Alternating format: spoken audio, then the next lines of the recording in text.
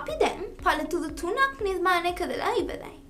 දැන් මේ වගේම තප්පර 5ේදී Pears වල ස්ප්‍රයිට් එකක් පේන්නත් ඒ ස්ප්‍රයිට් එක බටහිර දෙසට ගමන් කරන්නත් අවශ්‍ය වෙනවා.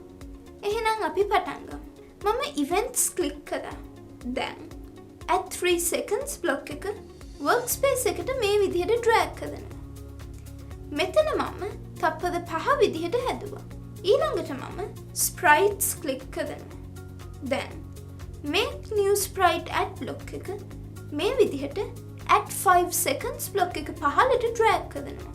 දැන් මේ පුංචි තලේ ක්ලික් කරලා Pears තේරුවා.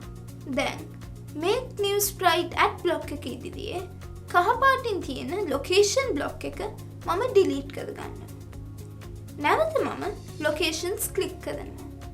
දැන් random location block එක මේ විදිහට drag කරනවා. දැන් මේ Pears වල ප්‍රමාණය කුඩා කරගන්න අවශ්‍ය වෙනවා. ඒ සඳහා මම නැවත sprites ක්ලික් කරනවා. දැන් set size to block එක මේ විදිහට drag කරනවා. දැන් මේ පුංචි තලේ ක්ලික් කරලා Pears තේරුවා. මෙතන මම 50 කියලා ටයිප් කරනවා. දැන් මේ Pears නැගෙනහිර සිට බටහිරට ගමන් කරන්න අවශ්‍ය වෙනවා. මම behaviors ක්ලික් කරනවා. දැන් sprite begins block එක drag කරන්න.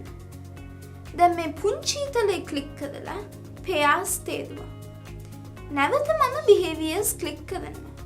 දැන් moving west and looping block එක begins ඉදිරියට drag කරනවා.